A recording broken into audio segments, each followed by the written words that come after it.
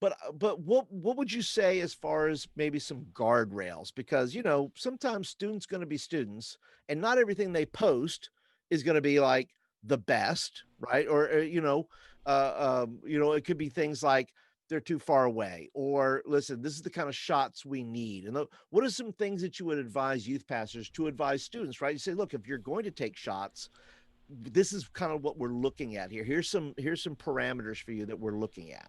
This is a little bit like the pastor telling the janitor how to clean the bathroom. Okay. The janitor's job is to clean the bathroom. They've cleaned bathrooms before. They've Yeah. cleaned sinks. They've mopped floors. They do a whole bunch of stuff that no one else wants to do, and we don't pay them enough.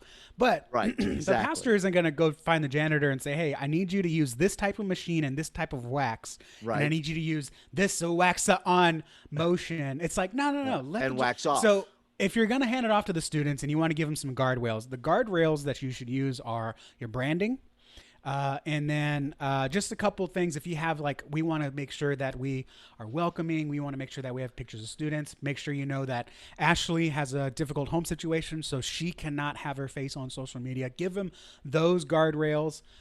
It's going to be a little bit of a trust, just like it's trust when you give a guitar to a student and let them lead worship. It's trust when you let a student lead a Bible study one night, Mhm. even if it's your most fantastic leader. I biffed a lot of Bible studies, but I was trusted with that responsibility, and I learned from those mistakes. So if you're going to give any guardrails to your students or to your volunteers when it comes to social media, is make them about the brand, the core values.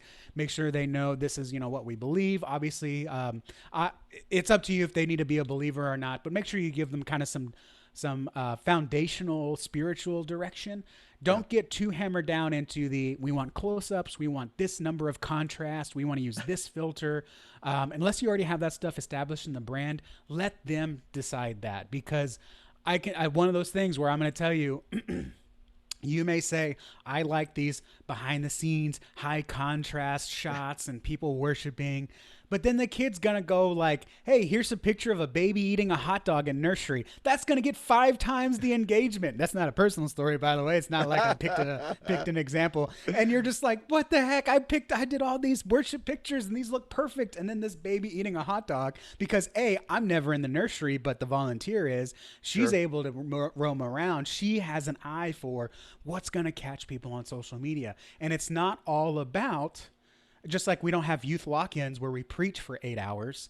No, we have youth lock-ins where we have pizza and video games and basketballs and Yep. giveaways and bingo and stuff. And then you bring a message. Well, Instagram, I mean, all the social media is the same way. We want to entertain and we want to educate. And sometimes that's a baby eating a hot dog. I mean, maybe a toddler, man, a baby.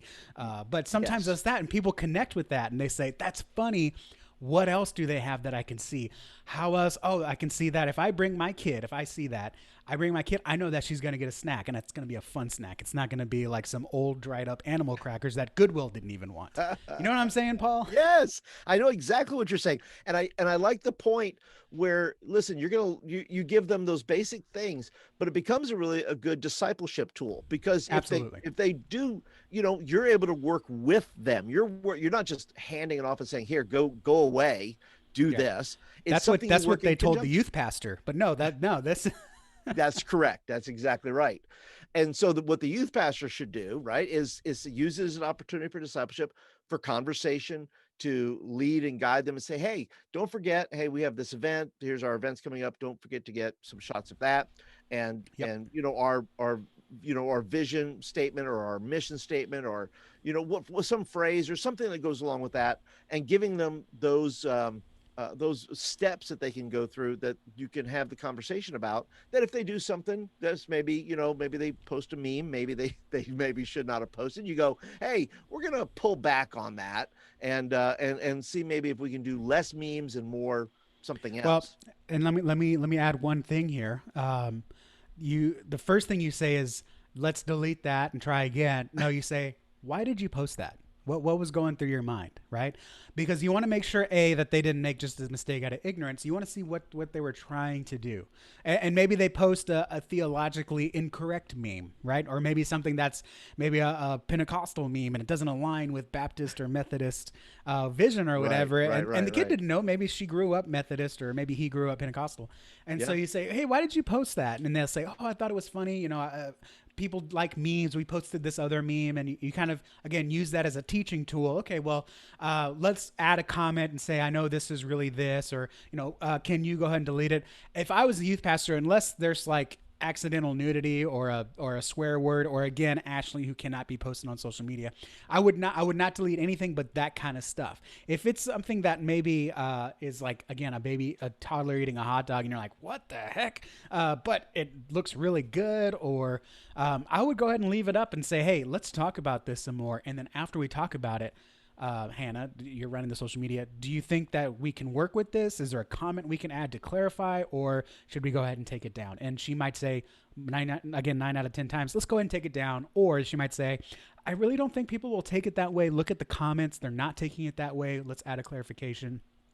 Again, it's a partnership. You're overseeing it. You don't want to micromanage it. You don't want to take over, because again, they know what's up. And some of it might sound really silly, especially as more churches get on TikTok and learn the TikTok memes. You're going to see like, this is really dumb. This makes us look dumb, but really it makes you look relevant, and it brings people's guard down, so they will listen to the gospel when you do give it to them.